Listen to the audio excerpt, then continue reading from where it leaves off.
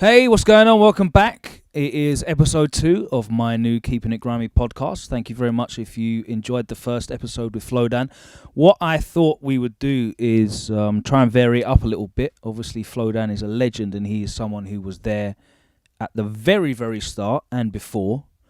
But we're trying to give like a wide variety of the spectrum of what's going on in grime. So our second guest on the podcast is someone who I've done a lot of work with recently. A lot. And he's a very young, exciting talent. Only just now an adult, right? How old are you now? 19? Still 19. 19, just 19. It's Yizzy. Hello. Jeez, add a round of applause here. Yeah, good. Yeah, doing all right. So we are here in the 10 West Studios, which is like your base of operations. Pretty much headquarters, yeah, HQ. Where Living Legends is formulated. Living Legends is your label, right? Yeah, that's my label. I set that up when I was 16 and still running it now. So, how long have you actually been emceeing for? Actually emceeing, what we are, we're in 2019 now, 2 years. 2 years? 2 years. emceeing 2 years, yeah. Okay. But involved in music 3 years, if you count like. So what were you doing before actually emceeing? So some of my friends were doing like rap music or drill or like, you know, just when you first get Logic and you're just messing around with stuff in your bedroom. So basically one of my friends who I met, I basically was just going around his house and he was doing music and I wasn't. And I was just trying to learn how to do everything. So it was like, okay, here's a bar. Like I was interested in grime. So I had grime lyrics, but I wasn't spitting. I was just kind of like trying to get comfortable as an MC before I was like, okay, yeah, I spit bars now. So we was doing like songs together. There was about 3 or 4 of us. And I was trying to learn to engineer at the same time. So that was like the involvement of music. But actually starting music was pretty much the very end of 2016, start of 2017. And that was when I put out what is probably my first tune, which was Grime Kid, which was produced by Chrome Star, or some people know him as Iron Soul. Okay. And then that got his first play on radio. I got to play on Radio 1 before 1 Extra, and that was on the 16th of January 2017.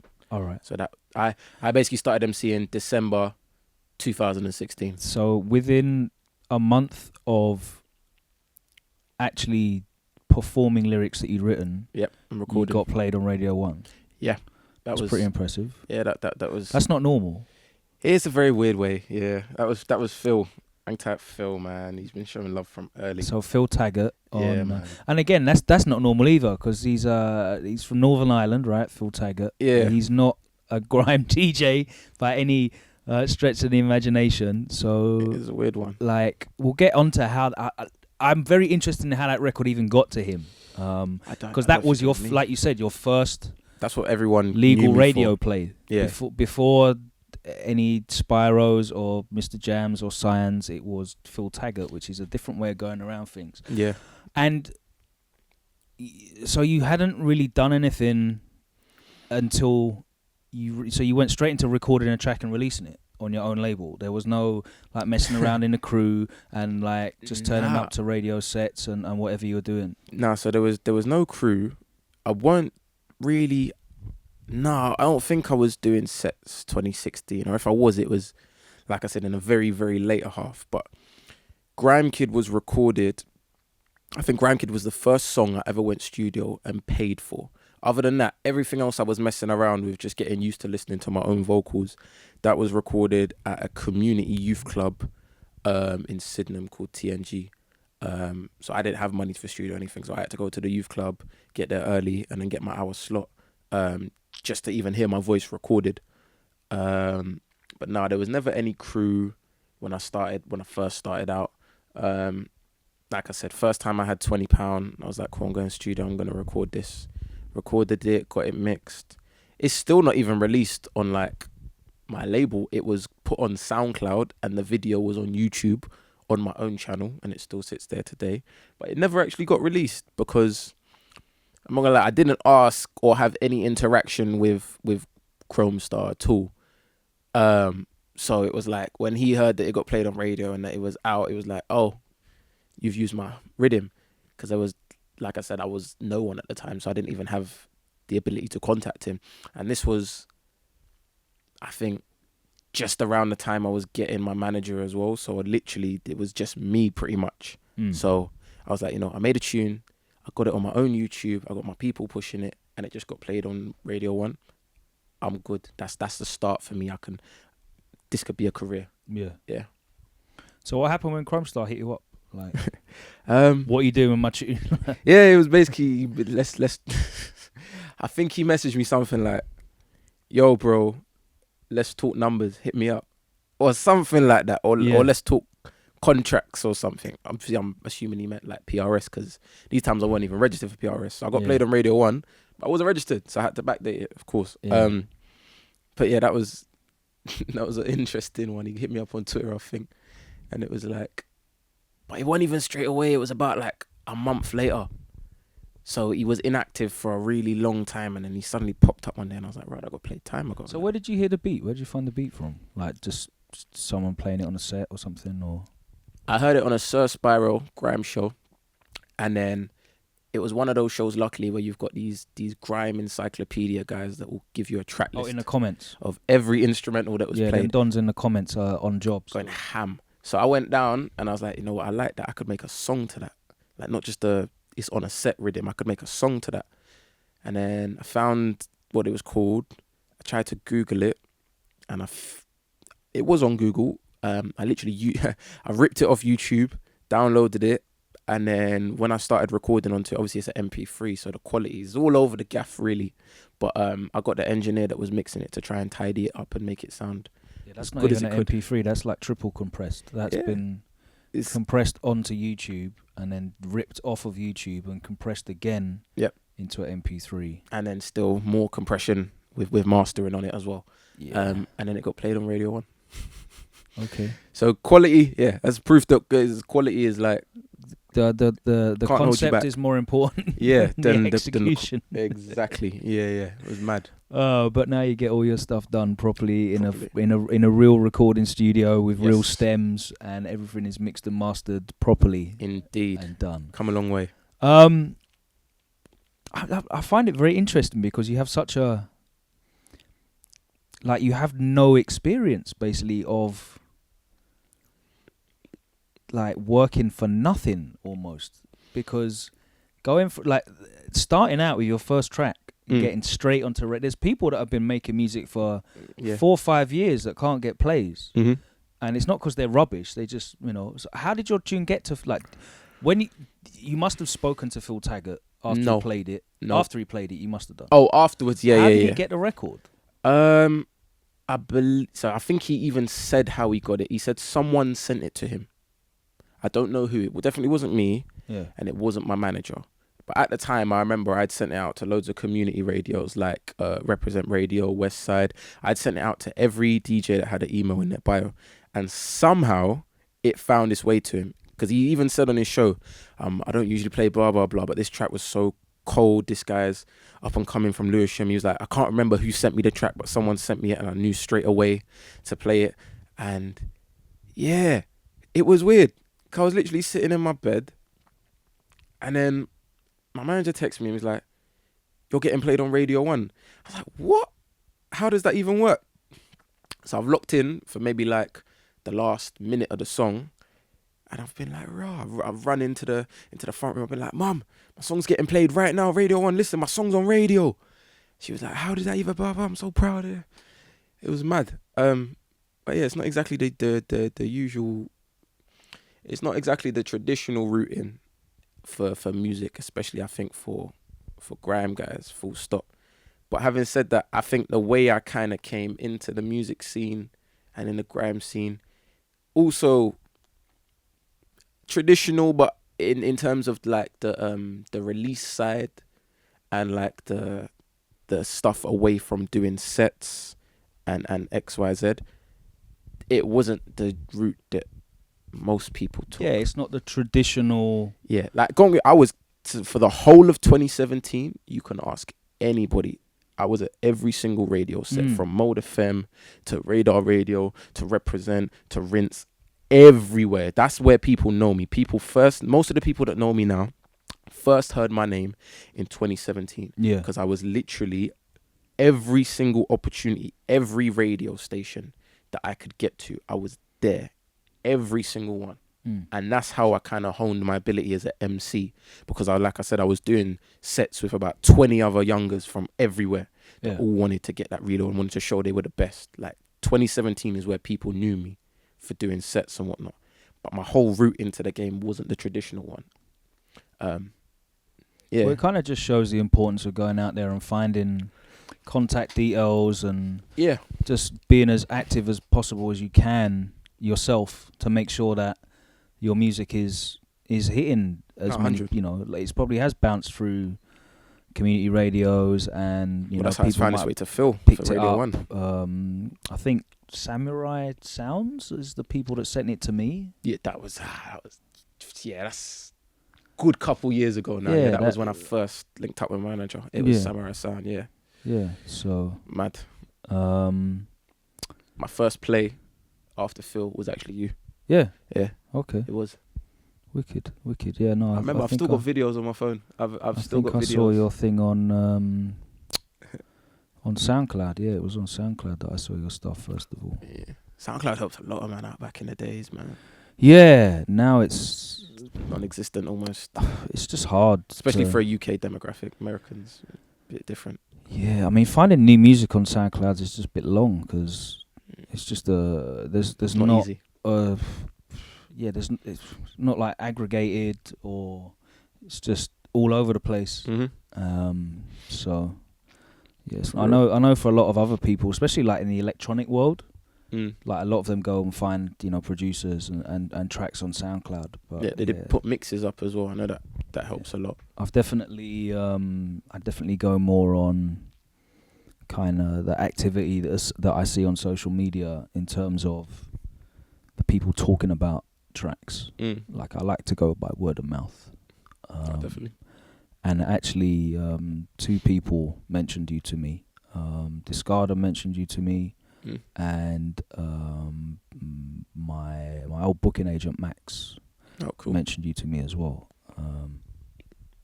So that's kind of how. And obviously, I respect both of their opinions when it comes to music. So you're obviously doing the right things and getting on the right radars, no pun intended. Like I said, 2017 was the year when people started to know who I was, and one of the first people that proper started to notice, but actually started to show love and try to help was actually Discarda. So I think Discarda was one of the first MCs to go, actually, you're sick, like I want you to do well.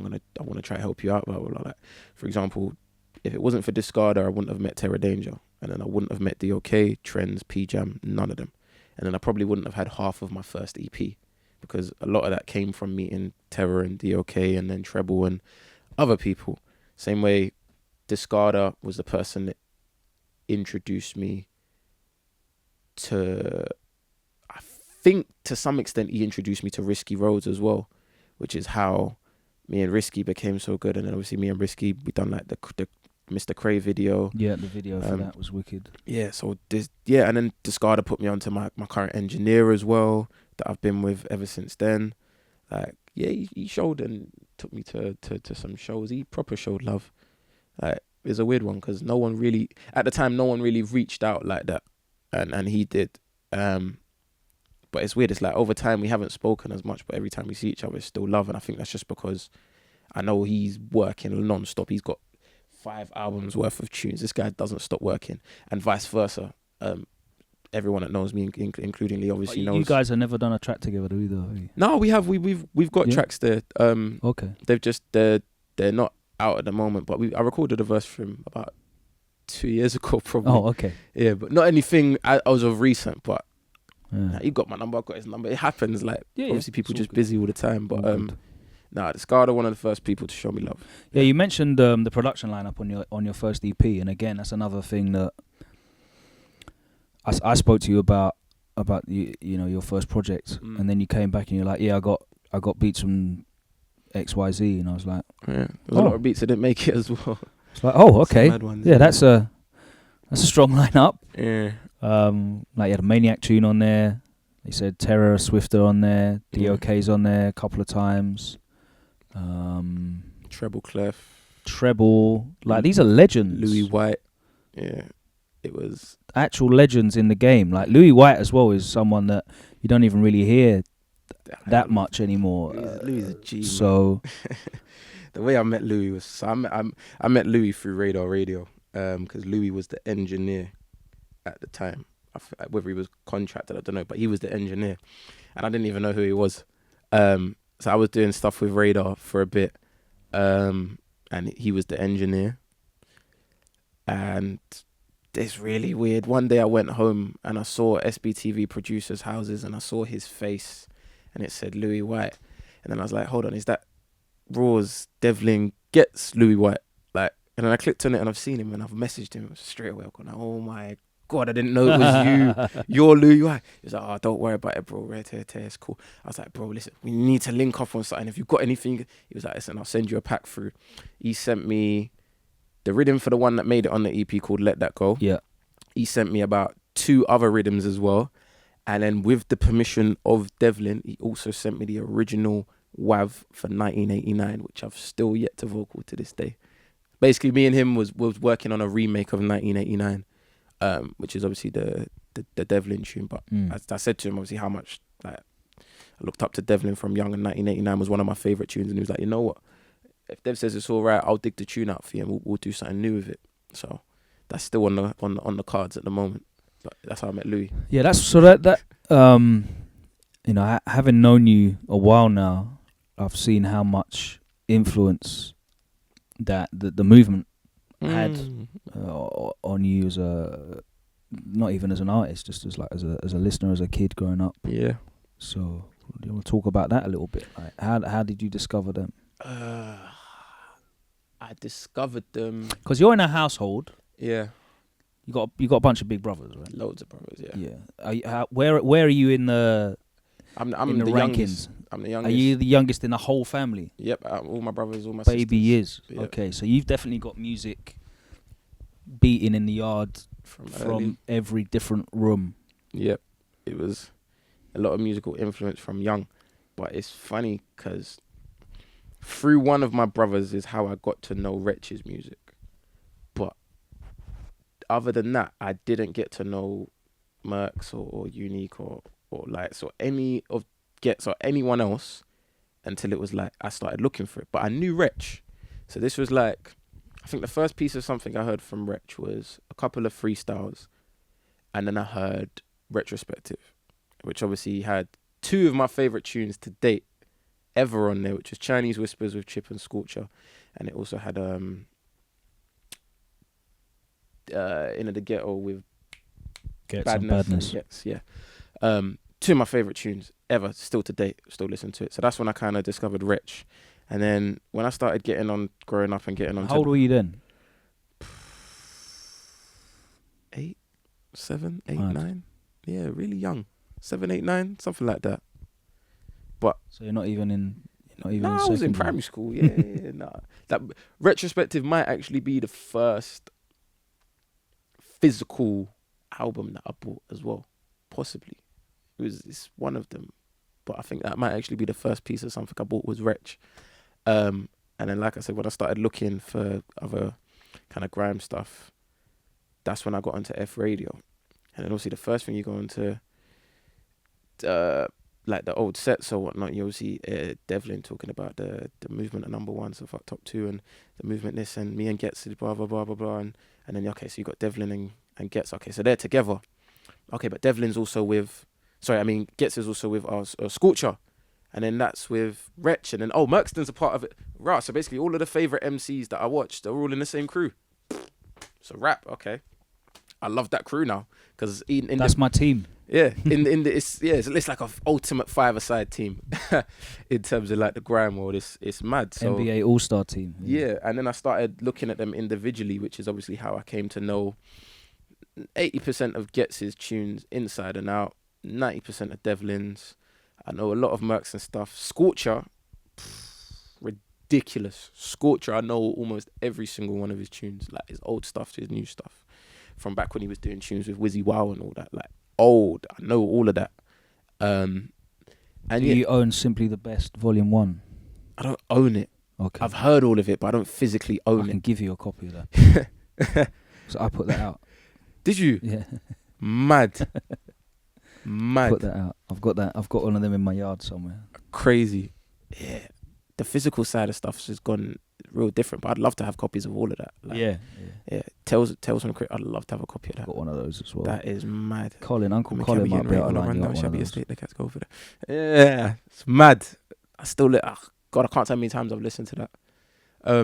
But yeah, so that's when I discovered the movement, and then individually, there was just so many different aspects that made me look up to each of them as MCs, as artists. They each had their own thing. Like Getz was more of a MC than an artist for me. Devlin was more artist, a crafter of tunes. And then you have people like Wretch, whose lyricism should be illegal. And then you've got people like Scorcher that somehow does exactly what he does on grime, on rap, and vice versa, to the point where Donny spits bars like it's nothing, like he's breathing. Like you could throw him a 120, 130, 140 and he'll make it all sound the same. It's crazy, man. And then Merkston, I don't think the group would have worked without Merkston. I think Merkston is what holds everyone together, because I don't know, his flow. I've never heard anyone else as an MC ever with a flow like Merkston, because it's so unique. Like, I've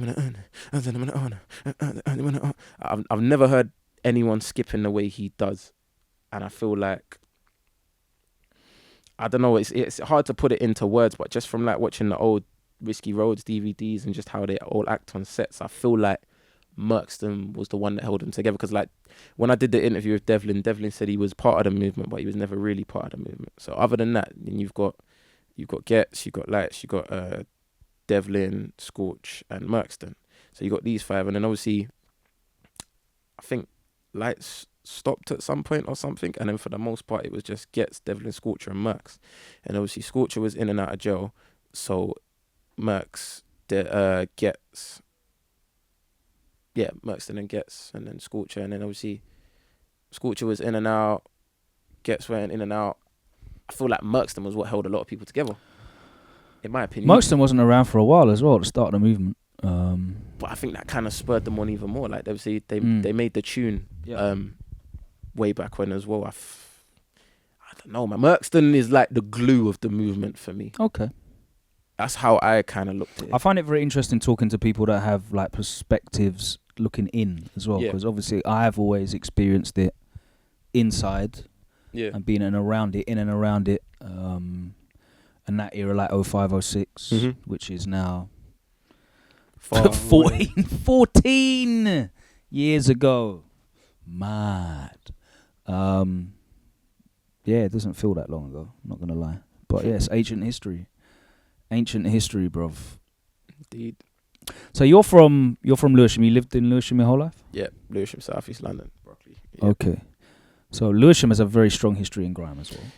Yeah, a lot of legends in there. A lot of history. Like, how much effect did that have on you growing up? Because like movement's quite over there, like north, east. I heard. But you got bare stuff in your ends. Yeah, I heard the movement and a lot of East man probably before I heard South. Before I heard the South man them. Was that stuff getting played in your house that much, or not really? Or? It was a mix. Like my household was reggae, R&B, American hip hop. I'm talking old school. Like in my household, there was a lot of Nas being played. Okay. A lot of Nas. So like, I don't know. Maybe I owe X amount of the lyricism and awareness of certain of my lyrics to someone who's a great lyricist like Nas, for example. But there was a lot of Nas, a lot of Lil Wayne. There was Wretch. There was Getz. There was a whole load of Chip, because obviously Chip was popping these times as well. But yeah, real mix. But when I first kind of got onto grime from South, it was probably OGs. Yeah. But I'm talking early OGs. What era, yeah? So I'm talking about 07, 08, 09, back when they were doing just jams. So you'd see like Fangle and P Money and Blacks going back to back, and then you'd see old school sets outside or ciphers outside the front of Kiss, where you'd see like Cozzy and like Gender or Desperado outside. Like, I'm talking about when the footage was bad. And even if you go further back, there was old sets with like Crept from Crept and Conan, Coda, Cozzy. These are back in like, I think this might even be before. This might be like 05, 06, and the quality is like 240p on YouTube. Mad. But you can still make out everything. So that's probably some of the first South influences that I heard. But if I had to pinpoint it down to one thing, it'd probably be OGs. So you started doing your music 2016. 2016, 2017, yeah. 2016. And again, that was pretty self-contained. Yeah, fair to say. What channels did you go down to start to engage with the grime scene? Because there's one thing of recording your stuff and putting it on SoundCloud and putting it on YouTube and emailing it out. Like, you can do that from your yard. You don't ever need to engage. Yeah. But sort of, how did you start engaging with the grime scene, becoming a part of it? I started engaging through what I was through. I started engaging through watching Coda. Okay. That's, let me explain, because that sentence alone is a bit weird. So one of the MCs that really helped me when I started was Coda, who's obviously from Broccoli, from Lewisham as well. Two MCs was Novelist and Coda, but I'll get on to Nov.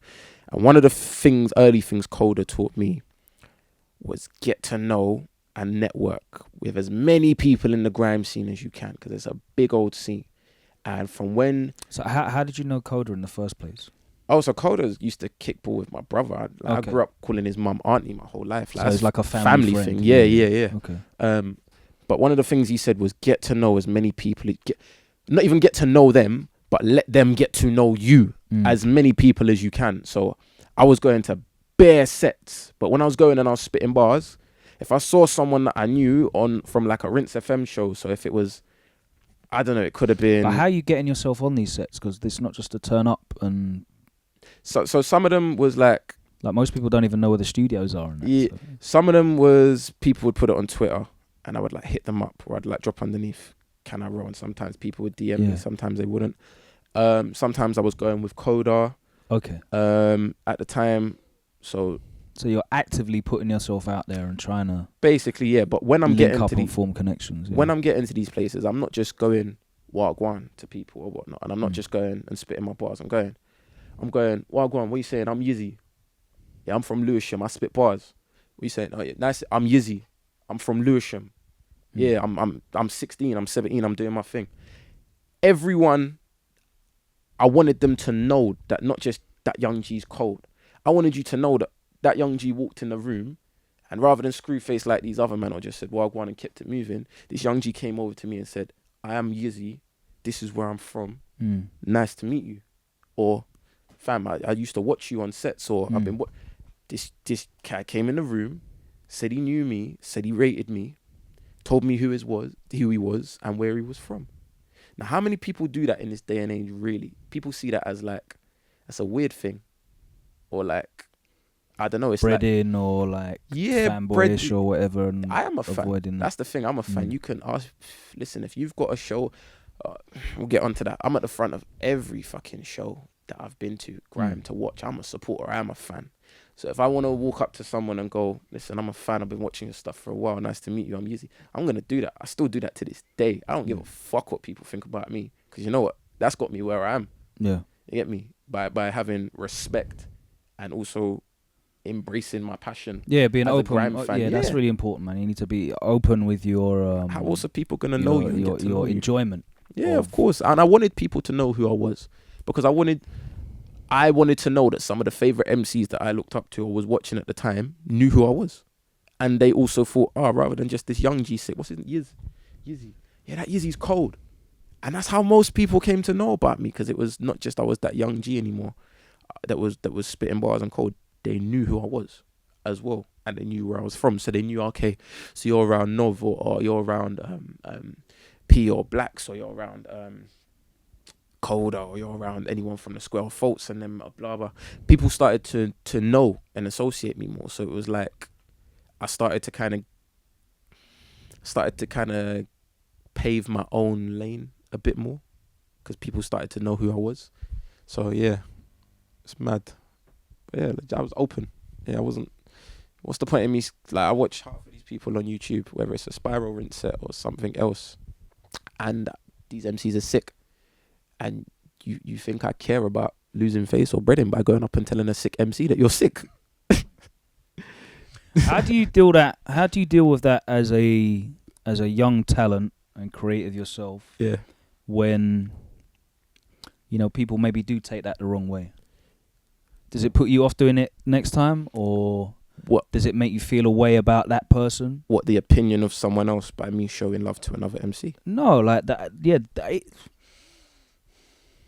Some people don't know how to take praise. Oh, as in people giving praise to me? No. Or me giving praise to them? You giving praise to them. Oh. Some people don't know how to take that, or they might look down on you for it, or just dismiss you or whatever. Yeah, do you know what it is? The people I've given praise to, or said that I rated them or watched them for a while, they've always been nothing but thankful. Yeah, so it's worked out. Yeah, some of them have been surprised, maybe because that doesn't happen often. Not because they're not sick MCs, but because a lot of people are quite closed. But in terms of Grime and the people I associate with, and you're not forcing it either. You're not saying like, oh, hello, guy that I don't really like. I'm going up to you. I'm saying, for example, like you'll know man's lyrics and stuff that set that you did with, or that tune. For example, first time I met DWE was outside Rinse FM with Spiral, and I think it was, I don't know, it was coming to the end of Spiral's Grime shows. So I met DWE. I mean, DWE was outside Rinse FM just chatting.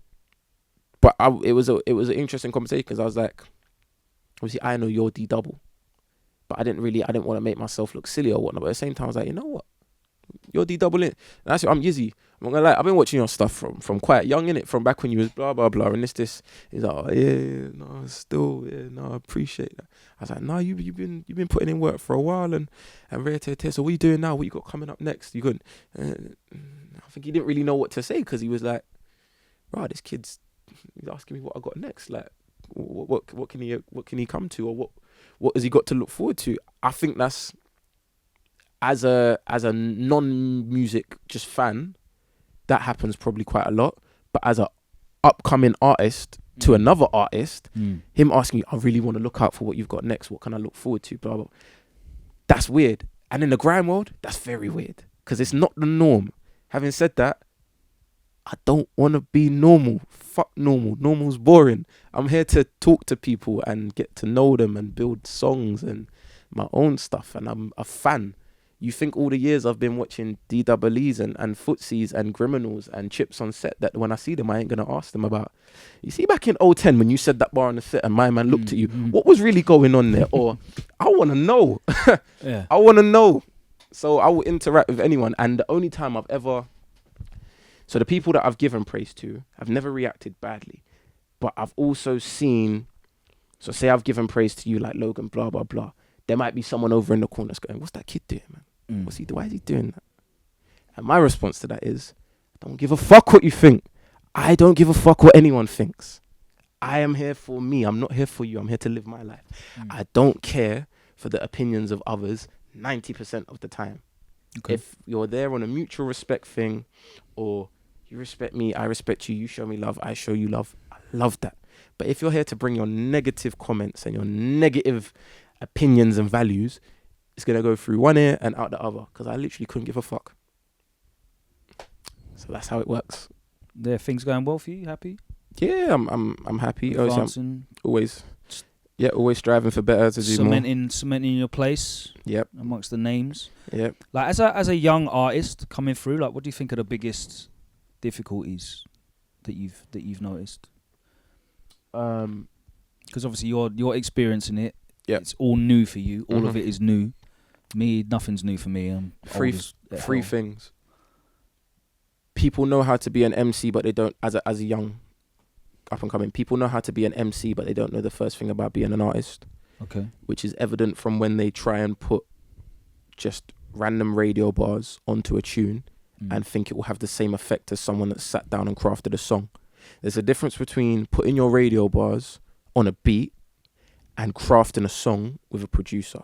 And I feel like that's, even to this day, like even some of the big grime artists, as well as the new up and coming people, a lot of people don't understand where that line is. For example, Kano was one of the first people that stopped just writing one line flows and whatnot and started writing 16s and putting it into song format. And a lot of people kind of hail him to this day for that. In the same way that a lot of people focus more on shelling down sets, but not to take away from the value of sets and the radio side. But every MC that was known as one of the best MCs and the best guy on a set all had 6 songs at some point as well.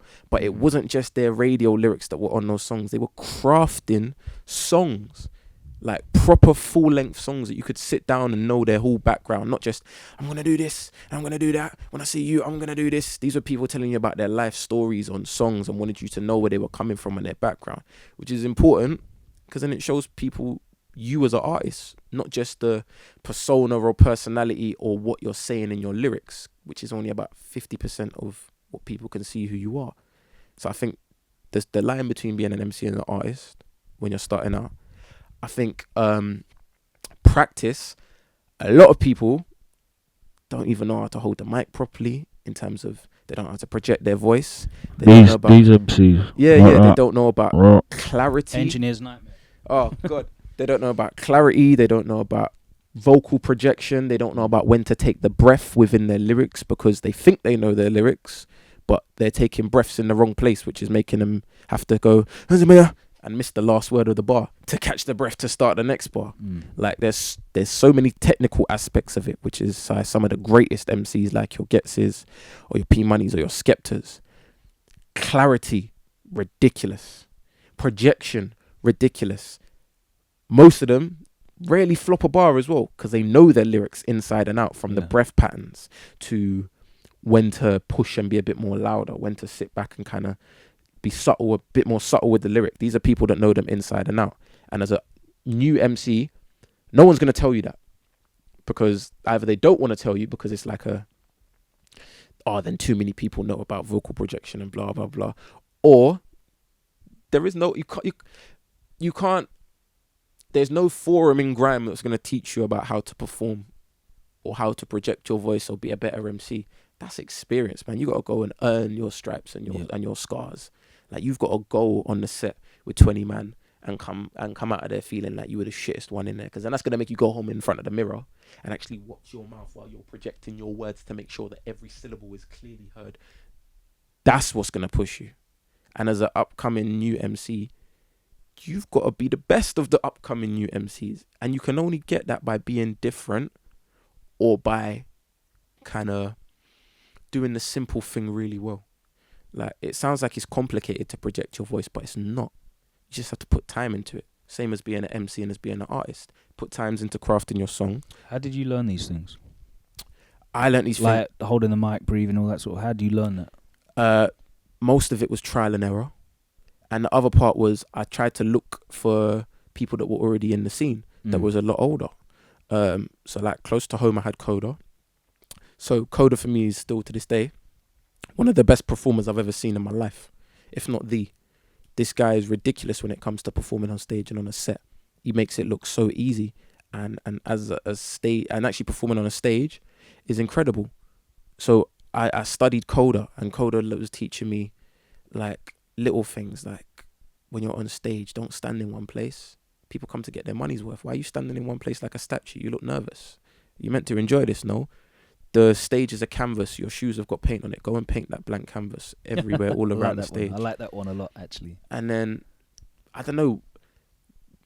So for me, Skepta is a sick MC, but I would never put him as my favorite or the greatest MC.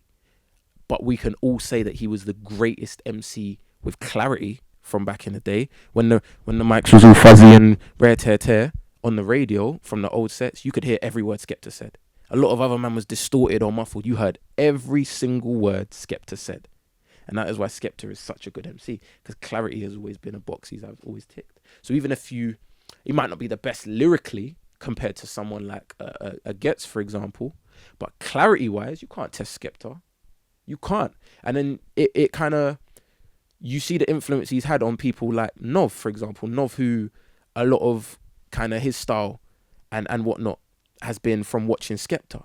Nov is one of the kind of the newer generations where, again, you can't test Nov's clarity on a mic, which is another reason he stood out even when he was part of a crew and when he was part of a bunch of new young MC. Like, it really, you see the effect it has. You really do. Like, and then the third thing, people don't want to invest in themselves. People think that either you got to put money in and you're not going to see return. Like, something simple, get your songs recorded properly. You get me? Like, you don't have to be to the highest level, but make sure that everyone can hear what you're saying, man. Like, there's no excuse. I had to go to youth clubs and teach myself how to engineer.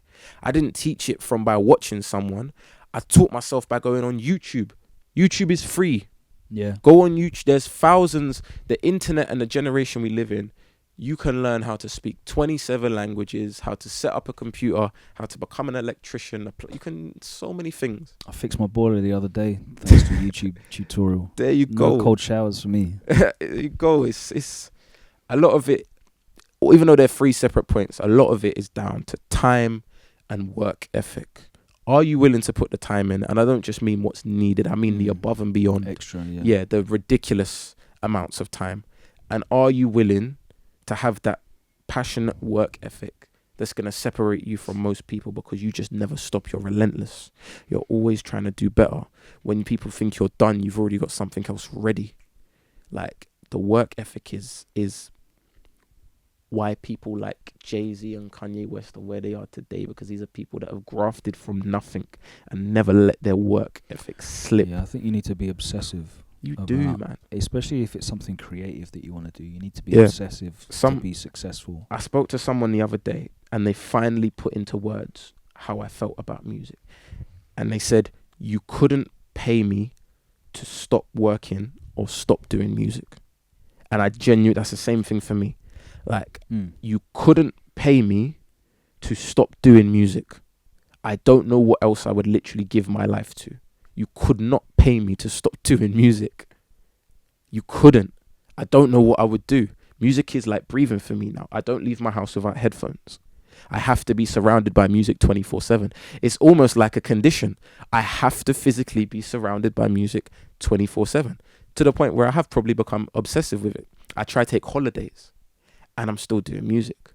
I try to take 5 and I'm still doing music. I try lock my phone off and I'm still doing music, which is a gift and a curse.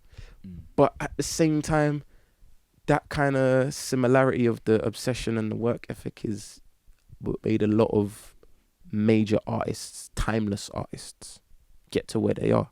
So if I can follow suit and follow trend with that, yeah, I'm obsessive with music. You mentioned Nov earlier. Yeah. You said we'd get back to Nov. Yeah, man. Nov helped me out a lot. So he was another really young artist that just flew off. He had a stellar career path in the first couple of years of his career, and obviously a lot of success with his album that came out last year as well. If we're honest, Nov is one of the reasons Grime became popular again. If I'm honest, you can go and check the sets he was doing with Stormzy and Skepta and the linking up and the shows. That's my boiler room. Nov, don't care what Eddie wants. Nov is one of the major factors of why Grime became popular again. In my eyes, it was Nov that kind of gave Skepta the energy and the excitement of Grime. I definitely think he helped bring that youthful energy back to it, because it's kind of became like a bunch of old guys still doing grime. Nov was like a new Dizzy Rascal for me. He brought a new chapter, and everyone kind of realized they were on the old page, and everyone kind of got to play catch He up also for a brought bit. back the old page though, because at the same time as a lot of people were really trying to make music for daytime playlists. Like, remember when Nov came out, Spotify wasn't really a thing we knew about. Everyone was still trying to sell MP3s on iTunes, which is one of the shortest-lived formats. You know, actually paying for MP3s is such a short-lived format. It's like mini disc, came and went. But when Nov came out, it was a real breath of fresh old air, though, because like he had that nostalgia of that energy and the spitting style that we used to get on set, and so many people. I saw Getz mention in an interview recently about, you know, Grime fans and nostalgia. I've seen that. I know exactly the quote you're on about. And I think that it's not just nostalgia, it's the uniqueness of Grime, because that early era of Grime didn't sound like anything else in the world. And it's what caught my ears in that it was experimental, there was no rules, shout out to Specs, and you could just do anything, and as long as it worked, it was like a meritocracy. If it worked, then it worked. And as people kind of branched off and spread off, some people went off and experimented and did even more new wild things with it. And other people kind of went off and embraced sort of a lot of influences that were more mainstream and familiar with a view to being successful. And that happened a lot at that time when Nov came out. There was too many grime artists making music with a view to getting played in the daytime, because that was pretty much the only route to get P's. Yeah, the only way to be successful, really. Shows were long. Yep. Raves were still getting sales were non-existent because we can't sell physicals anymore, and we had a listenership that was very intelligent, tech-savvy young people that didn't pay for MP3s. They file shared and swapped them going back years. Back at a bus with Bluetooth and whatever. But Nov came back out and gave people that style that a lot of people, not everybody, but a lot of people were missing, which was just shelling down and spraying. And for me, I like it when all of those different aspects of grime exist. I like it when there's someone who's making a record that is incredibly personal and they're managing to articulate their feelings and emotions and experiences on a different type of production. Like Terror Danger's got a lot of beats that work for that as well, as a good example. You know, something that like Kano was good at doing early on. Getz definitely went on, and Wretch as well. But at the same time, I will love nothing more as well as seeing Temper T on stage just screaming down 20,000 people. This reminds me, I've officially worked out what one of my favourite moments in Grime is as of the other day. Okay. This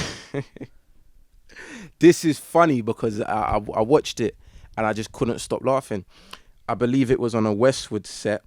It was Jammer, Brutal, Temper T, Getz. And this must have been when the whole Criminal Temper T thing was going on. Yeah.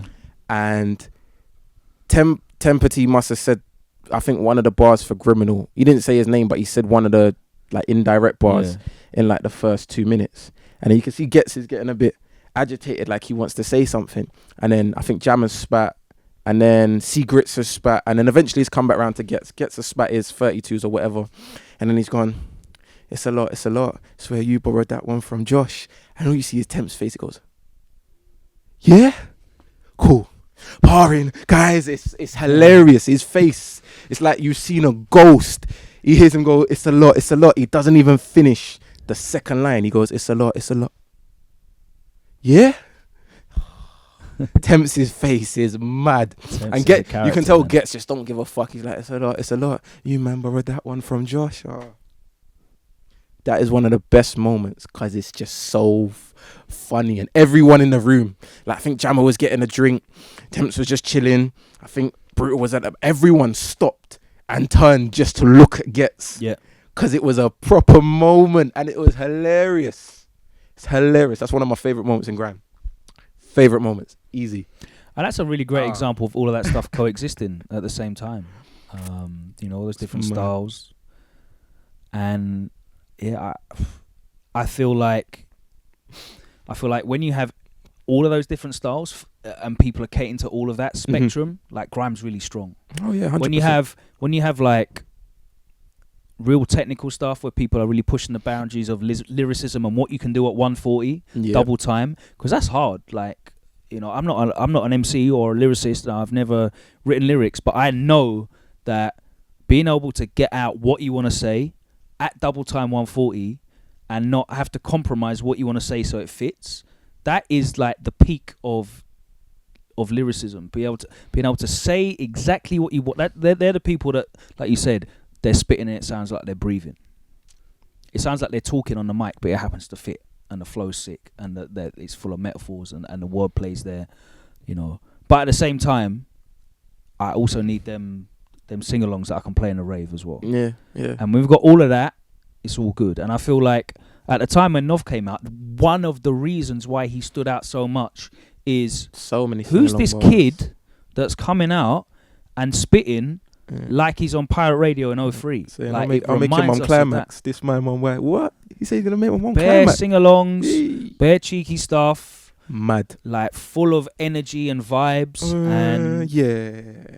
That's like man said what one word. And it just reminded people that, you know what, people love this in grime. Mm-hmm. For real. They love this. For real. And I will go on record and say that I think that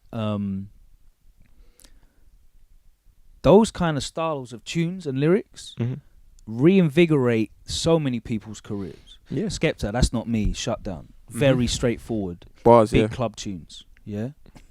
Even if you look at I went and saw Gets to bring Gets back up again. Gets is a hugely talented, immensely versatile performer. Within and beyond the realms of just grime music, because you know he's put out so many projects that embrace MCing as an art form, not just grime. Of course. But if you look at the success of One Take, Done Already, they're very like straight up and down grime tunes that work in a club. Yep. And I sat and watched him talk with Akala when he dropped his album, and he was talking about, you know, where he was at a time in his life. Yeah.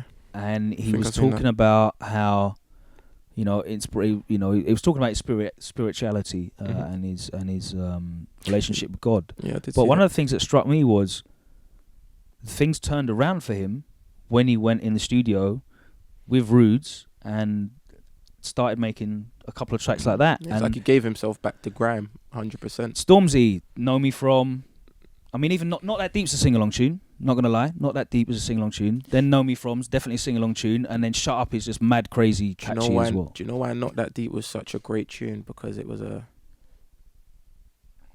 it had so many elements for me. But I think a lot of that came out in the production. Like Heavy Trackers, yeah, amazing.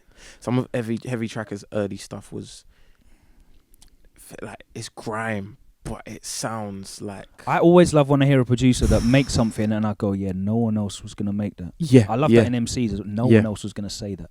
Yeah, I like that. I like you. that. You introed one of the songs. Heavy Trackers, his trackers, but when they drop still for the link up, it had like. Oh yeah, that was on. Pete had Stormzy, had they made Despa. me do some thing in the studio like it was on pirate radio. Yeah, or he introed right? it. Like that tune there is dirty, filthy, horrible. It's mad. Wicked. Heavy Trackers, some of the best producers to this day. So I think, I mean, even if you look at Kano, he did 3 Wheel Ups. Yeah. Mad sing along tune. Garage Skank. Yeah. Super up tempo as well. So I feel it's important that we still get those records and those vibes in grime. At the same time as people expanding and wanted to talk about different subject matters and go in different directions and explore music in general and explore themselves as people and artists. And one thing I can say that I will be bringing back in the year of 2019 is 8-bar rhythms. All right. You've not had one of those 8, and I'm talking like with the cameras on a tripod and the background changes. It's like 10 man in the background. Then it's just you again. Like, you know how, can't remember what the tune was called, but It might even have been called North Wheezy or something, but where a lot of the Northwest artists linked Yeah, up. they did a tune called North Wheezy. Yeah. There you go. And it was everyone did their It's 8 like bars. DJ Mondi. Even like the Southside All Star Rhythm, 8 bars. But I'm talking about them simplistic, probably about 5 instruments getting played in the tune. Them old school 8-bar ones. All you need is one of those with the right kind of energy and skip to it. That's gonna make people think, yeah, you know, I like this. Kind of the less of the darker grime and more of the skippy, bouncy grime. I like to call it the Blakey grime because Blakey's the king of that for me. I call it the Blakey grime because Blakey's another very talented young guy making grime music as well. I feel like that the whole 8-bar kind of rhythm stuff and the skippier bring life into it is something that really needs to come back out. The last time I saw someone do something like that was probably when Saf One and Capo Lee did Gal from Brum. Yeah, that had the energy and the J Beats, I think that was. J Beats, yeah. Cold. J Beats put an EP out. I can't remember the name of the EP. I know what the cover. It might just be Champagne, but it's got Champagne Campaign on there, London Jones, Axe FM, RP Pabs, and another tune, can't remember. But that whole EP's banging, and it's bouncy and wicked. J Beats is a hidden gem, man.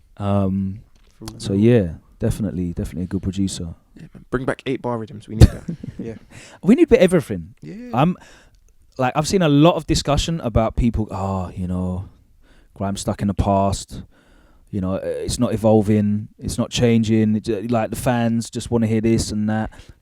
I think people just want to see stuff that works.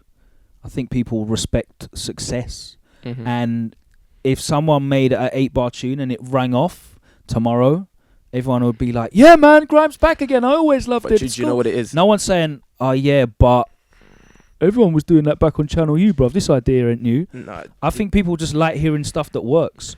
So there's a problem with that, though. You can try whatever you want. Try whatever you want. Have a go at whatever you want. And if it's successful, then more power to you, bruv. But at the same time, it's like, whether it's an 8-bar track or some other stuff, I still always, and I probably will always think this for a while, unless you're in a position where you already have a substantial following or like a major following, no matter how good the song is. For example, say Skepta didn't make That's Not Me with JME, or say he didn't make Shutdown. Say it was someone who's up and coming but maybe hasn't had... say it was somebody like Capo Lee. Right. Now, who's at a good level, but you wouldn't say like Skepta level. But say Capo Lee did the exact same thing. It was the same tune, same lyrics, whatever you want to call it, same vibe, everything. Did that tune get big because of how good the tune was, or because of how good it was plus the fact that it's Skepta? For example, I've heard loads of up and coming MCs and people that are like doing really well with so many sick tunes that sound like they should be that next single from Grime. Definitely. But it's because they don't have the following or whatnot that the tune it only gets so far. Yes, so that's a really important point. It only gets so far. I think when you are one of those grime legend names or grime artists that has a lot of attention on them, more people are inclined to check out what you're doing. And I think for me, like, grime music is not something that people are actively checking out at the moment. They're waiting, and if it comes across their nose, then they'll give it a look. I don't think people are going out and going... like, even if you look at the President T interview on Gasworks, right? Yeah. And Poet and Alhan were talking about... They were talking to him like, is grime dead? Yeah. It was very clear that they're not putting as much effort into seeing what's going on now, because I think they were talking about people don't do 20 man in a room sets anymore, and this was in January, right? People do. If you go on YouTube and look up Christmas sets, yes, Spyro did one, 20 man in a room. Rue Kid did one, 20 man in Relentless Studios. Logan Sama did one on Rinse, pluggish, 20 man up in a Rinse studio. It's even specifically said, Rinse don't do that anymore. Like, it was there. Yeah, I think we're all guilty of that, though. I think we take grime for granted a bit for what there's is stuff actually going there. on, but yes, unless it's like why, Skepta and Wiley have got these tunes out at the moment. People are paying way more attention to that than other stuff because it's Skepta and Wiley. You know, there's other stuff going on, but I mean, I can remember this happening time back ago, and you'll remember this as a kid when P Money and Gets were doing dubs for each other. I could tell you all the dubs word for word. People that I hadn't seen speak about grime for ages were all suddenly on a hype about grime because two people whose names they knew and they knew were sick. Yeah. But I can guarantee that those people couldn't tell you what tunes were on the last mixtapes that P Money or Gets had dropped. There you go. And unfortunately, that's just how it is. That's just how people are. Yeah, so it's like, what do you do then? There's less stuff going on, and that's the thing. Do you get the new song and you put Wiley on it and just be like, yeah, that's the song now, or the song you think is the song? That's what people try and do. You know what I mean? And it basically, unfortunately, it works. I'll get a feature from this person, and it means that I'm going to get played here. You know, do you know it's like get your biggest song and leave a 16 free for the biggest artist you can get, and then just push it out. Yeah, unless your thing goes viral, which you can't really plan, but yeah. You know, stuff goes viral. And even then, you can't market it viral. No one has ever gone viral from grime. Even then, no one's gone viral from grime. You can quote me on that. No one has gone viral from grime. And I mean completely viral. No one. Yeah. Every other genre I've seen it. I've seen drill non-stop, Afrobeats non-stop, rap, of course.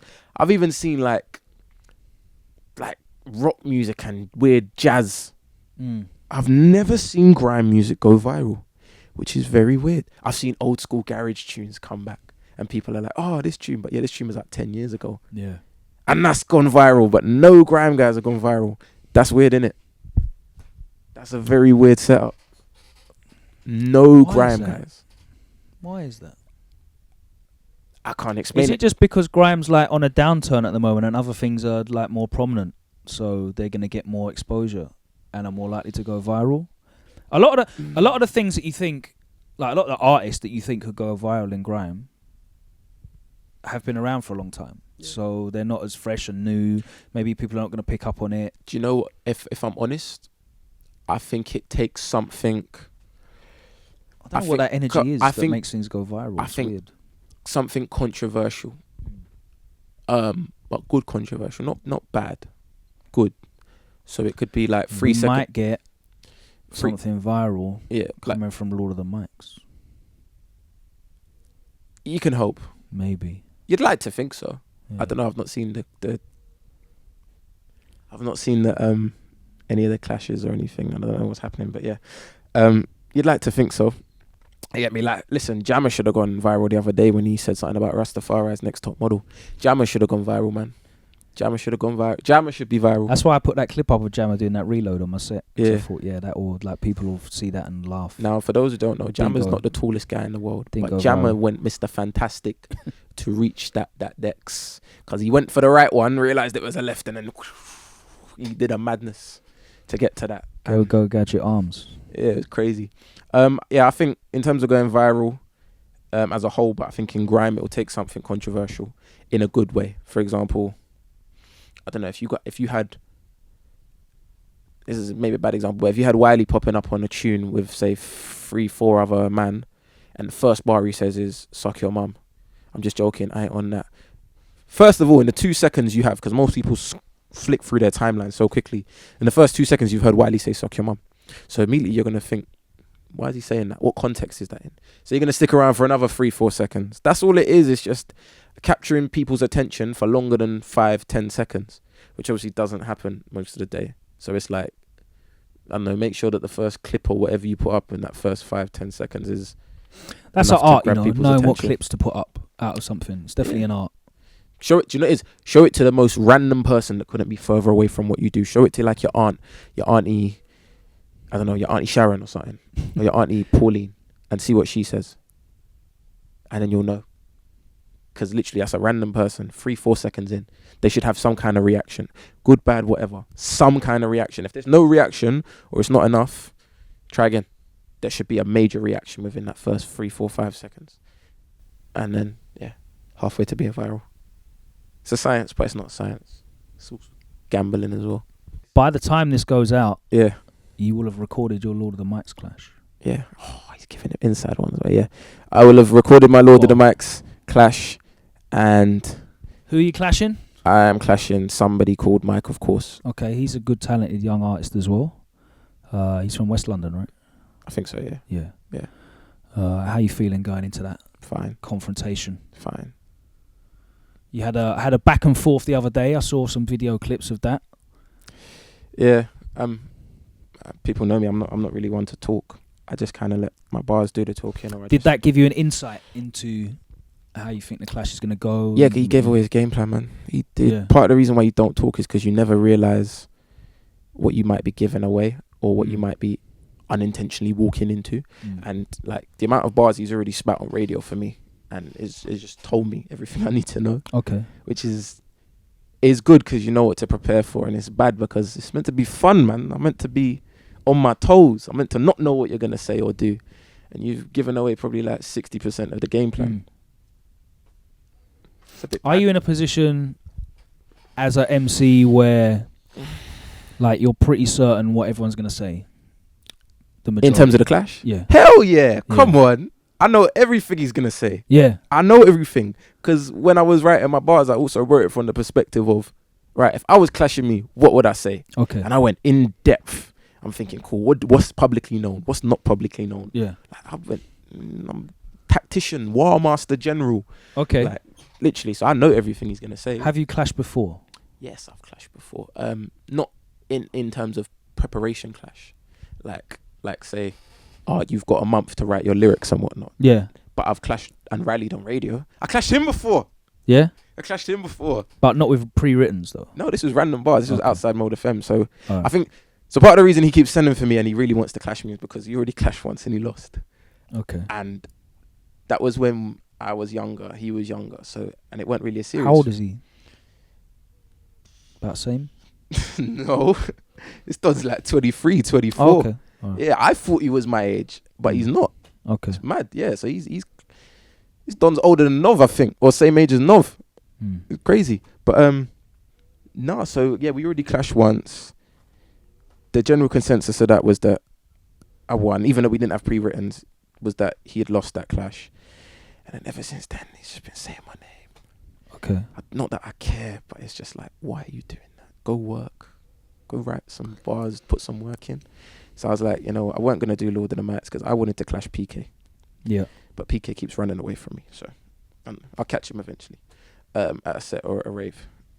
But I weren't going to do it. Why do you want to clash PK? Is there a particular reason? PK's got a lot of talk, man. PK's one of these guys. I like PK. I know you like PK. He's a blessed guy to me as well. So yeah. But explain to me why this, because this is obviously a professional situation. Yes. What has occurred for that? So this was Grime Originals, and I must have been waiting to spit a bar or whatever, and it was Straley's turn to spit. So Straley's finished his bar now, rare tear tear, and he's turned around to give the mic to me, seen that it's me, and so he's gone to give the mic to me. I put my hand on the mic. He's seen it's me, and then he's tried to turn away. So obviously I'm like, I've been waiting a while. So I'm like, what are you doing? I'm dragging the mic back. And this guy looks me in my eyes and says, take your hand off the mic. And I'm thinking, what the fuck are you talking about? Shut up. Take your hand off the mic. Was there any reason for that to happen beforehand? Or? No, because there was no one else waiting for the mic. It literally was... No, there was nothing else. You and him? No. Nothing before? Okay. No, we've spat on sets. Like, no, nothing. So when that happened, I was like, what? I would have understood it if somebody else had been waiting for the mic. No one else was waiting. Check the footage. No one else was waiting. So now there's a little altercation. And long story short, I've had every member of YGG plus Spitz, 4 men trying to drag the mic off me to give it to no one. Which is a bit of weird. Because it just sounds like a dickhead thing to give it to no one. So I was like, okay, cool. So they've got the mic now. Eventually the mic has come back round to me. I've spat like... So I've come to the end of like a 32 or something, and I'm in the last 4 bars before I go to hand it off. And not even on the last bar, but like a good 4-5 bars before I've finished, I got PK coming out of nowhere going, Anister. So I'm like, you didn't do that on anyone else's thing, but because you man try to drag the mic off me and you want to spit over me now, you think that I'm going to back down and just let you cut me halfway between my bar. So I was like, I'm not a dickhead, and you can't shout over me. Like, your little brother, you can't shout more than me. It makes no sense. So So I've got him now trying to shout over the top of me, which is how it ended up in the whole 2 people spitting, because I was halfway through my bar and he wanted to start early because he wanted to try to take the piss or whatever it was. And somewhere in his brain, he thought he could shout louder than me or spray his bar louder. It's not going to work. Like, I'm quite clear with my vocals and I'm quite loud. So I don't know why he thought to do that. Long story short, he tried to spit over me, and it eventually looked like it was turning into a clash because it was 2 of us. We both had the mic, both weren't giving up the mic. It was going to be a clash. And then Sharky's come in now and said, oh, the time's up.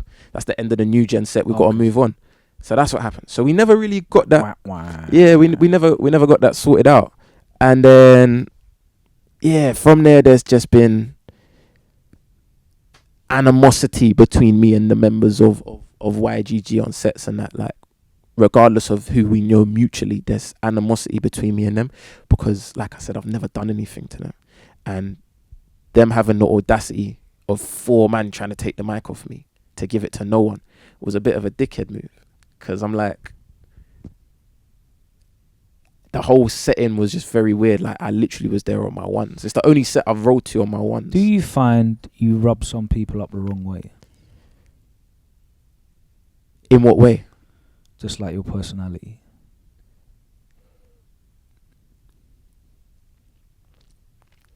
Possibly, if I've actually done something to them, or well, no, that's when, like, rubbing people up, because I definitely have had that problem where people have taken a vibe from me that I wasn't intentionally projecting, or like, you carry yourself very confidently as well. Yeah, you have to. So, but that's the thing why that can get taken in the wrong way. Oh, but that's his name. Nah, but that's the thing that's unique to this situation because I used to show them love. We used to do. We was on sets from. There's an old set of like Big Zoo, AJ, Tracy, YGG, and me in like Junction House somewhere, and like even on. Right, you don't get on with any of them now. No, that's not true. None of them. That's not true. That's not true. Nah, that's not true. Who'd you get on with out of that list of people now? Still? What do you mean? I get on with Zoo. Okay. Zoo had me on his radio show the other day for the phone interview. I get on with Zoo. Like Zoo showed me nothing but love. But yeah, but everybody else. No, it was one of those where I'd understand that if I had actually done something, but I rated YGG for time. Yeah. Like I thought they were sick, and then all of a sudden they've moved a bit funny, and I'm like, I've never had any conversation with you or anything other than. No, I've never spoken to any of them. Like how I've never spoken to any of them for more than 1 minute. And did you speak to them afterwards? No. Okay, so this is all like a cold war of unspoken animosity. No, but it's weird. No, from the moment you decide and you're gonna drag the mic off me, that's not music for me anymore. Because you're not trying to spray a. 4 men have tried to physically drag something off. I can understand why that's an issue. Yeah, but even then, I still said, "Okay, cool," and I've just kept. I was like, "Okay, cool." I'm gonna keep. And then we've gone to clash, and it's never happened. Okay. And then since then, still the animosity has always been there. So I'm like, "Okay, we never got." But you've never spoken to them. Nah, and at the same time, we never got to clash. So I'm like, "Okay." I think you should speak to them still. I don't want to speak to them. I ain't got nothing to say to them. If they want to, this is why I've gone on radio and I've called all of them out. Okay. And this is why I've heard your bars for Australian PK. You've heard some bars. A very small amount. Okay. No, but the thing for me is that like I don't want to speak to them anymore. Okay. Like from when you think that you can have the audacity to drag the mic off me like that, that is not the music no more. That is you trying to get physical. That's not music. You think if this was back in 2005 and man from West and South was trying to drag the mic off each other, you think that's not going to turn into beef? Yeah. But obviously times have changed, and you shouldn't be getting triggered by too much stuff like that anymore, which is why obviously it's more of a clash thing and a rally thing. Okay. Which is why I said I wanted to clash PK because PK was the one that's. I have grounds to clash all of them, but PK was the one who tried to spit over me. Okay. And that was for me like the actual clash side of it. You wanted to spit over me. You clearly wanted to show me up. So cool. And you let Jammer know that? I sat down with Jammer for time saying that I wanted PK. And Jammer's words to me was, I spoke to PK. On Jammer and Ratty said that we both spoke to PK, and PK was asking for something to clash that was unreasonable. Okay. He didn't specify what it was. He said PK asked for something that was unreasonable. All right. Now, obviously, I believe that was probably money, because I'm like, what else can you really ask for? So I would have clashed PK for no money. Yeah. Just to clash him. Because realistically, I said this to most of the people involved in Lord of the Mics and whatnot. If me and PK clashed, all of the lineups you've seen on Lord of the Mics, not to take away from anyone else's thing, but if me and PK clashed on Lord of the Mics, that would probably be one of the biggest Grime clashes in the last since few volumes. Yeah, since probably JK and Cozzy was a big one. Yeah, JK and Cozzy, P Money and H, or P Money and Dots dubs back for back. Other than that, this would have been the biggest war since then, because everyone would have watched that. Whether you're supporters of him or me, everyone would have watched that, guaranteed. That would have been a moment.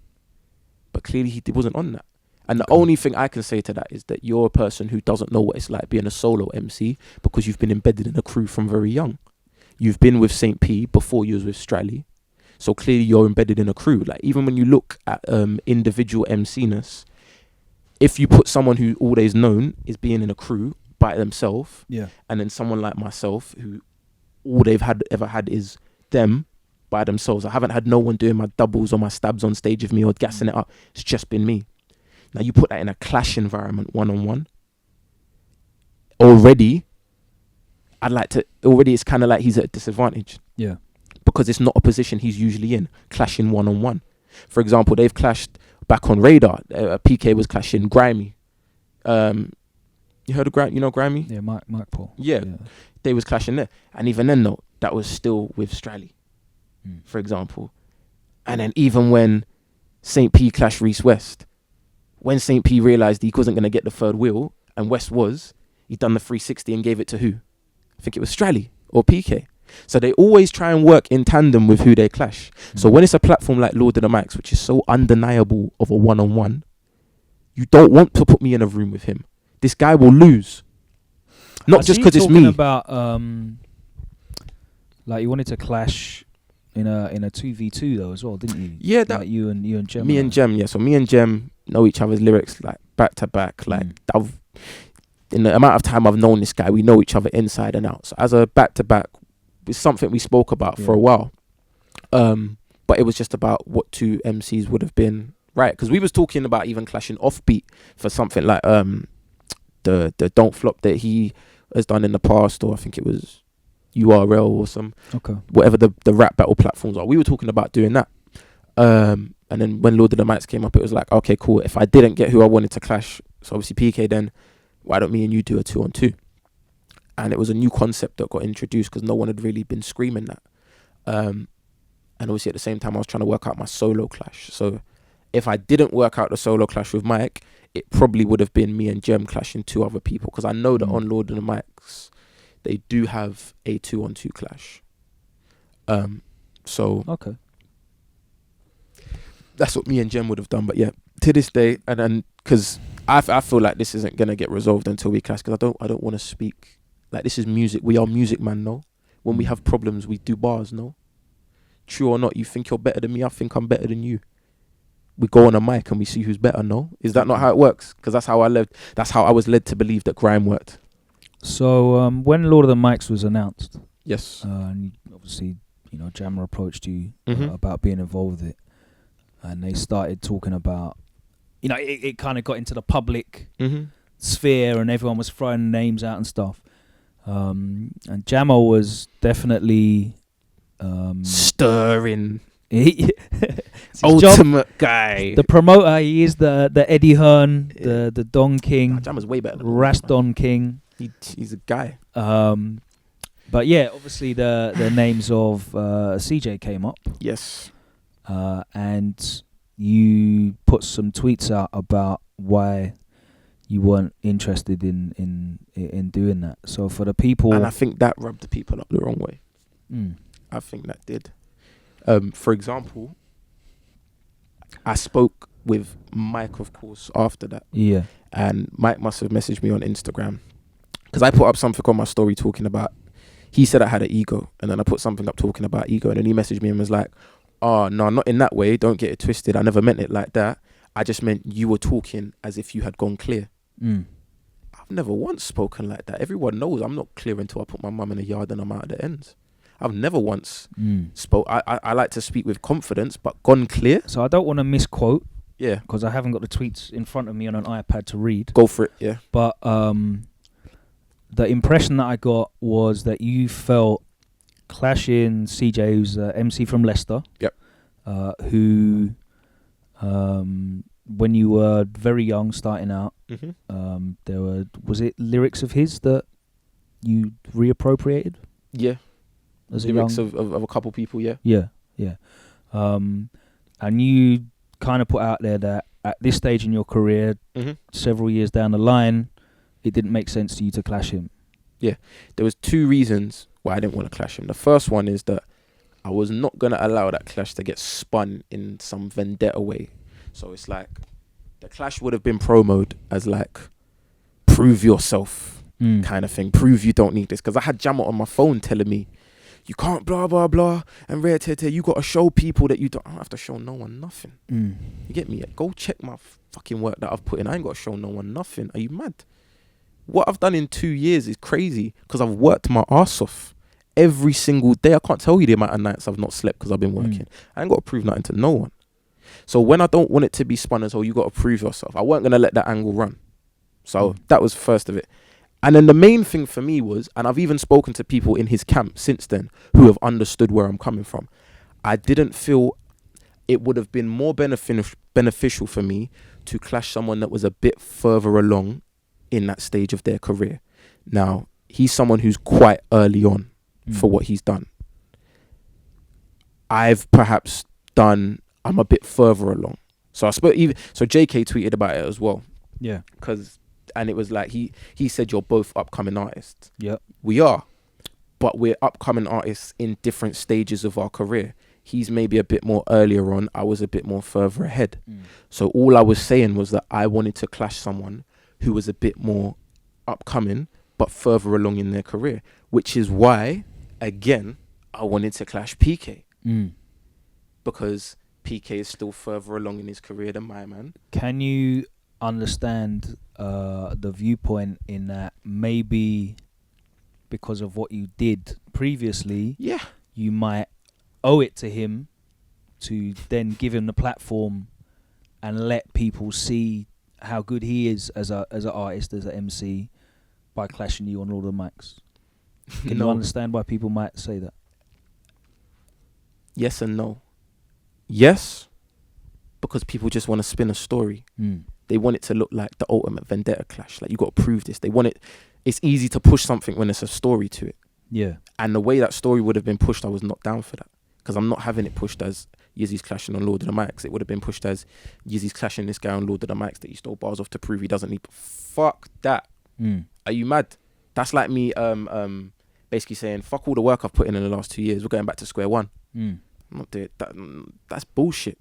That is bullshit. Number one. And then at the same time, it was like, what's it easier for people to say? Yizzy said he doesn't want to clash someone because he wants to clash someone who's maybe further along and on a similar level to him. Yeah. Or Yizzy don't want to clash him because Yizzy thinks he's too big. I've never once said I know where I'm at. I know what I work for. I know where I fit in. I know what I'm trying to achieve. I know where I'm going, and I know where I've come from. And this is your first time on Lord of the Mics as well. Yeah, it's the first Lord of the Mics that there's been since you've been an active MC. Yeah, so it's gonna be the first Lord of the Mics, and I can understand why you're looking at it like, all right, I want to do what's best for me, because this is my first opportunity here, and I'm still up and coming. I'm still trying to establish myself. I mean, maybe there's other things that you can do in the future that would involve. Is it CJ and Jeffro? Is that the two? Yeah, pretty much. Yeah, that might involve them. That would go a ways to. I mean, to be honest with you, I saw a thing from Jeffro the other day that was, I think it was SBTV, freestyle that he did. Sick. Delivery was sick as well. Very different style. Really, I was really impressed by it as well. So that's the thing with these, man. I've never said once they're not cold MCs. Well, you'd have to think they were cold MCs at this, like 3 years. If 3 years ago you thought their lyrics were good enough. I've never said they weren't cold MCs. I said that CJ had too much hate in his heart for me, and I wasn't going to allow that story to get spun. And Jeffro is someone who, for me, is a very... The way he moves is so weird, because if I didn't know him and have anything with him, I would think he's a very professional MC. Jeffro, in the early stages of when this all happened, was probably one of the most vocal people. And I'm talking when this happened 3 years ago. Not when it happened, not when it got resurfaced at Red Bull. I'm talking 3 years ago.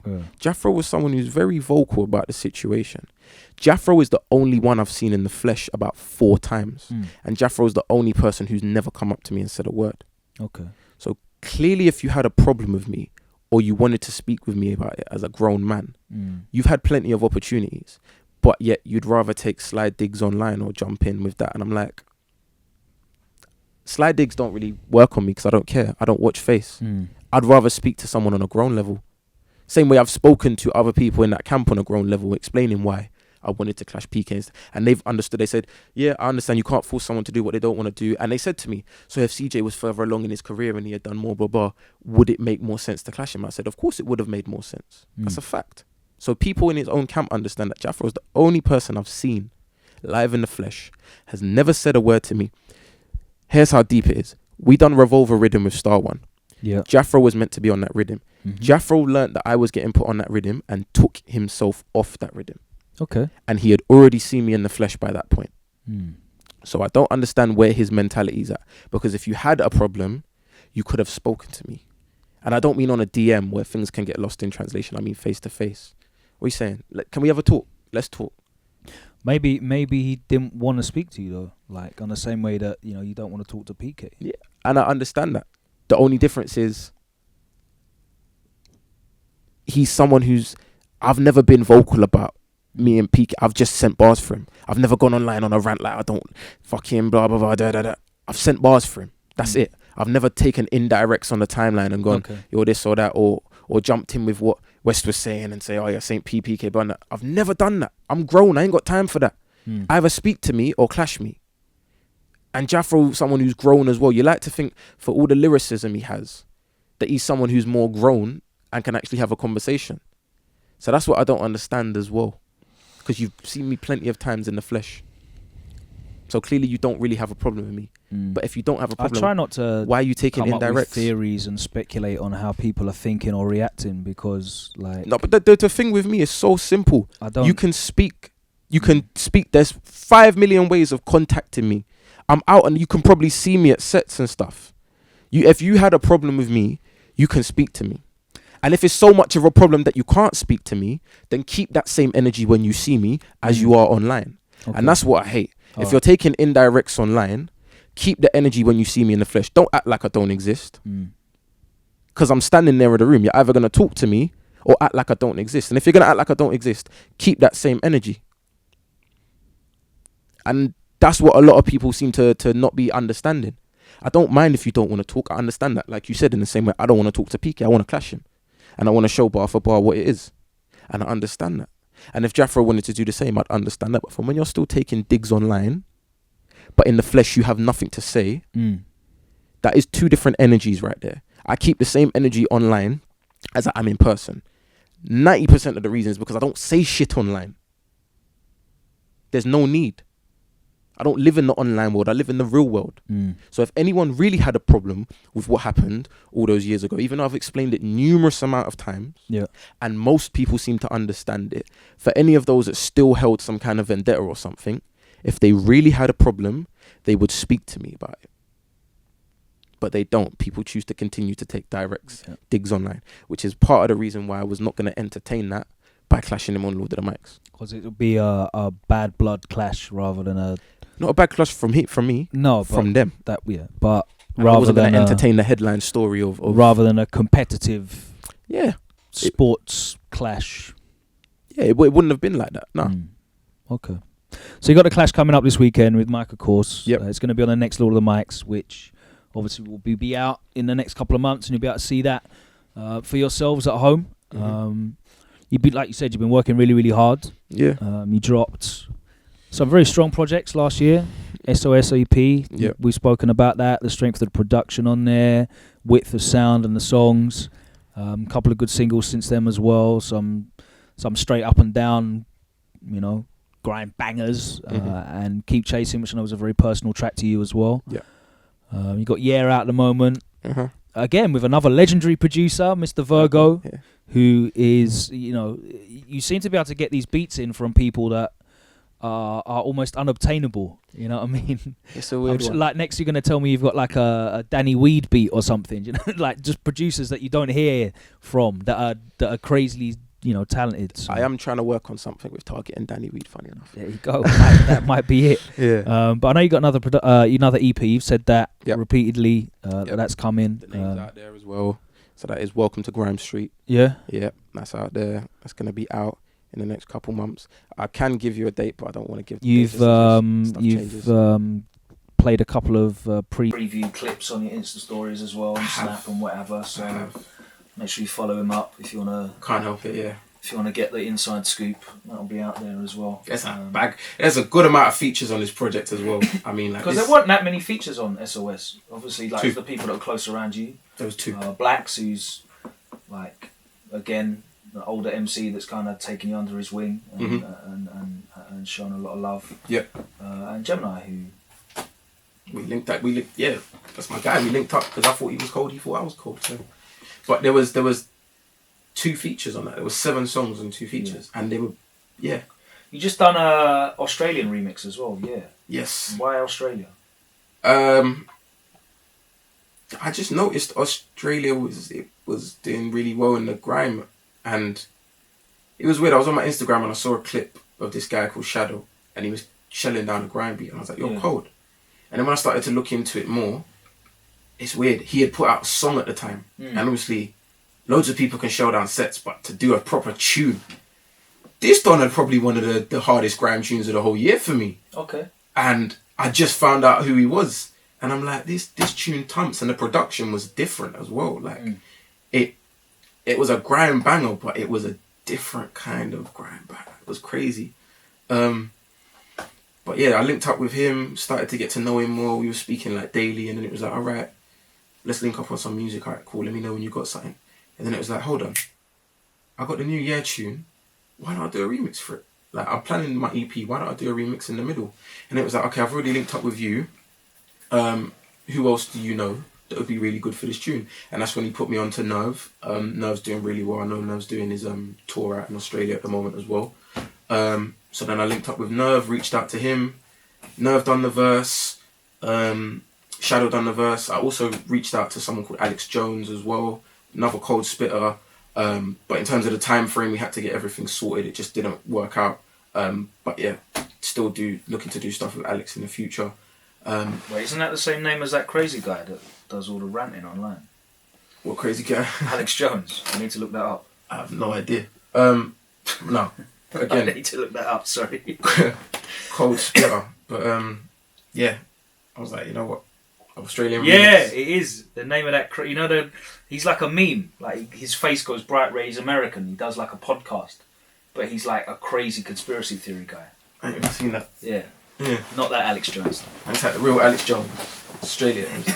But yeah, there's stuff going on in Australia. Obviously, people are out there touring. Festival shows have been beaten. Yep. There was meant to be the Eskimo dance tour, but I know that fell through. Yep. So yeah, it's a good business move. Yeah. At the moment, I'm trying to take grime worldwide. Like, Australia is just the start for me. Like, I'm trying to proper take it around the world. So that's like the Japanese and Korean grime scenes. Got time for you guys. See, that's the thing. Like, I've always said that if I was in a position of someone like Skepta or Stormzy, where your position as an artist in the UK is solidified, I would be going around the world and working with some of the biggest grime artists from every single country. Skepta definitely linked up with some of the guys in New York. I mean, grime ain't really... different one, not grime artists. Yeah, grime ain't really big in them. I want to do grime for the countries where people appreciate grime music. Okay. In America, grime ain't necessarily They've everyone's. got American Grime, that collective from like Florida, I think. Yeah, I've seen that recently, and that's so refreshing to see.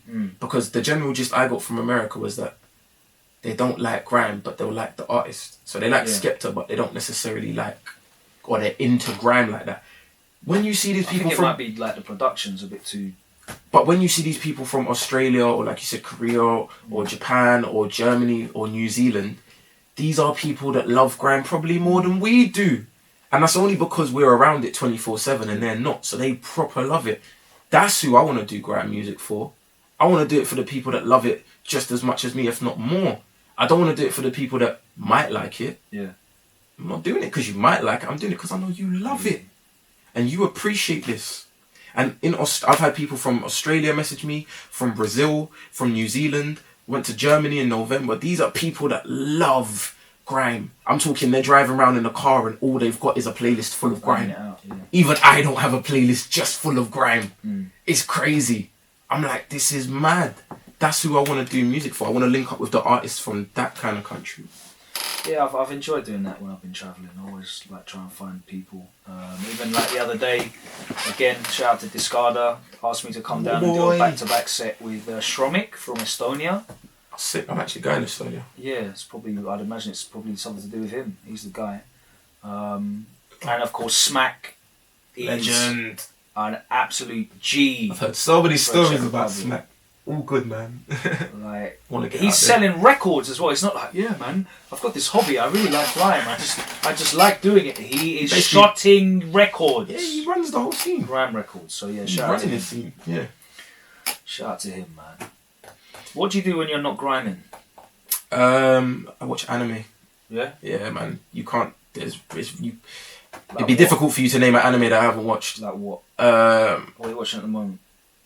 At the moment, I'm watching a new series of Sword Art, which is coming out, almost finished. Yeah.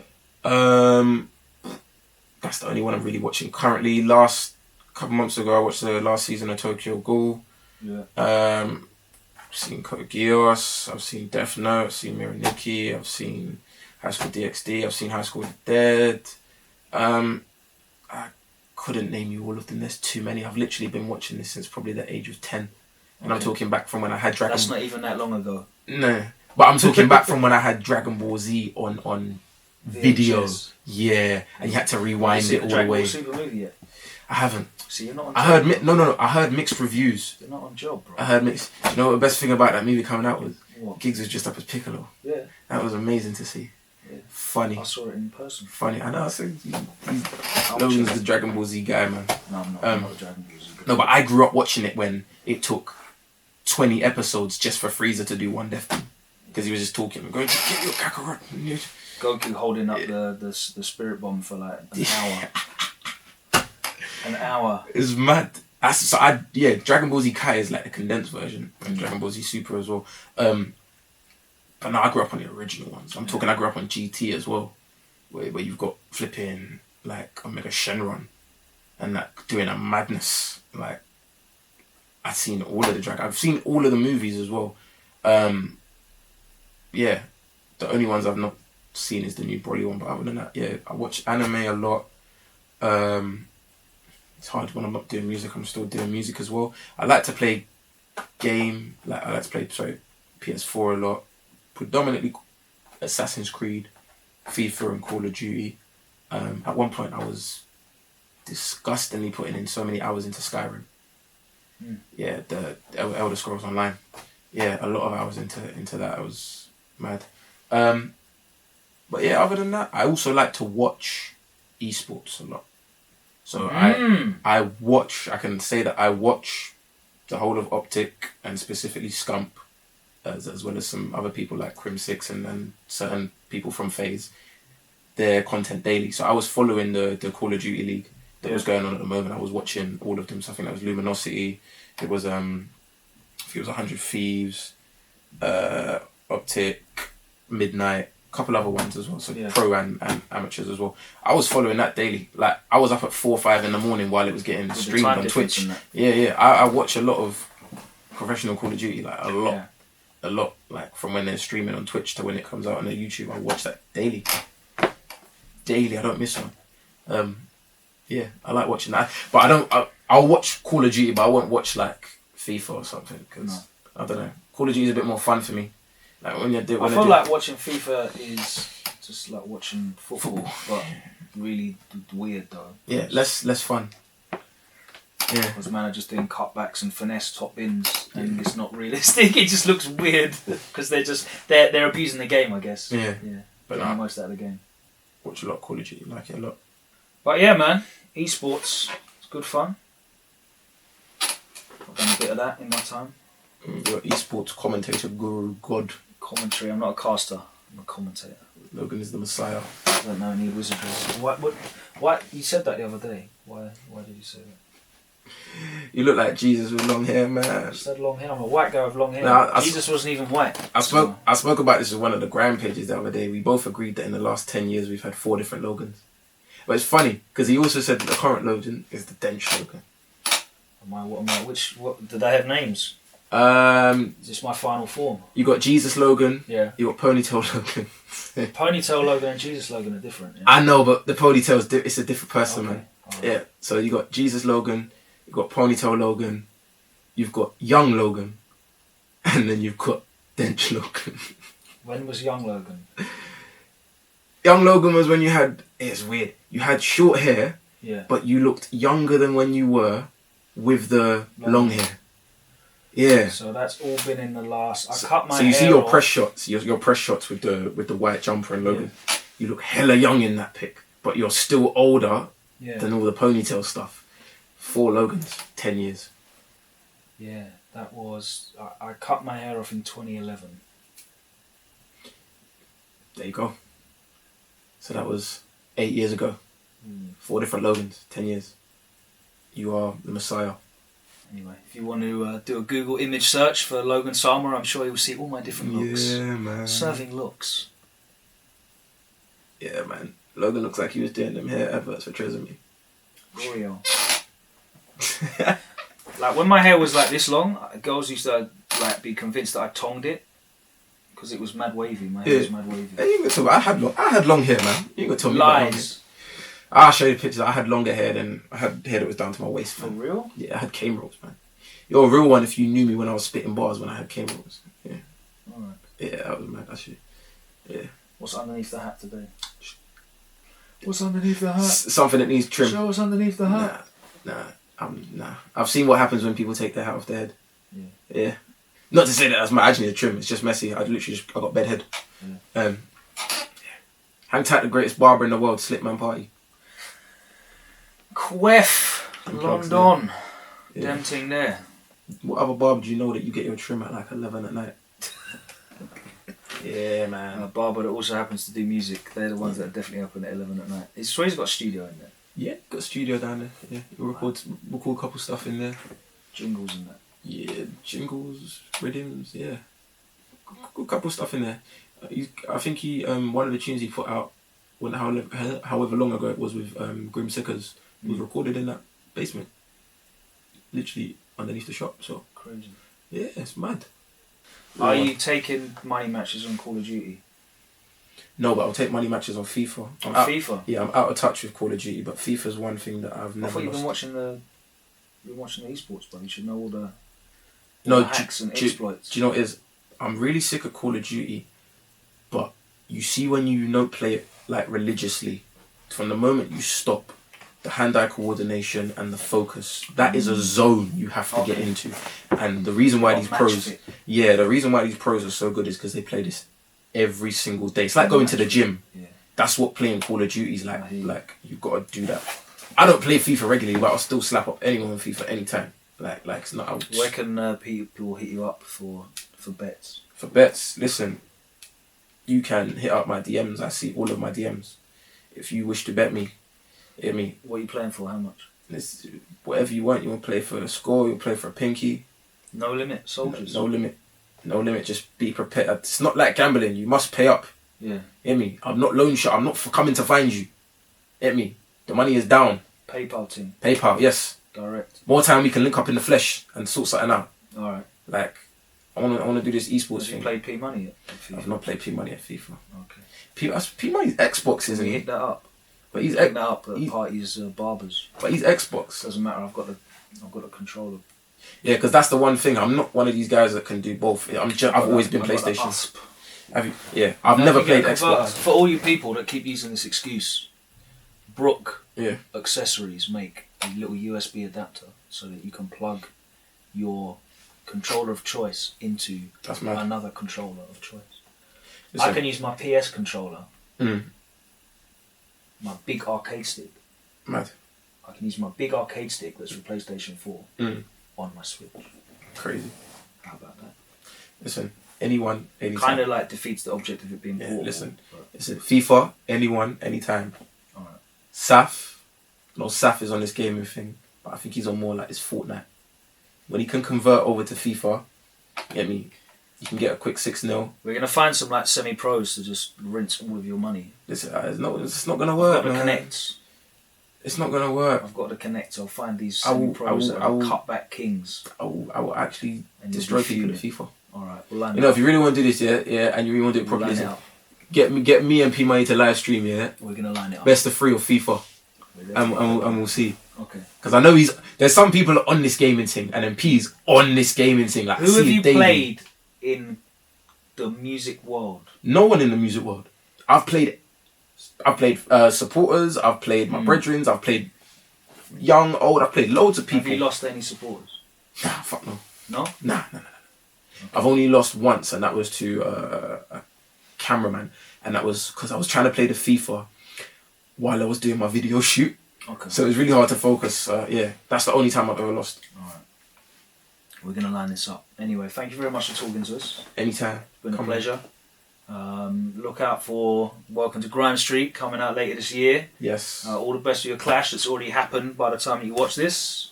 I hope it's entertaining and in good spirits. And I'll be looking forward to seeing Lord of the Mics. Yep. But yeah, where can the people find you? Official_Yizzy on Twitter, official Yizzy on Instagram, and that's YIZZY. And obviously official.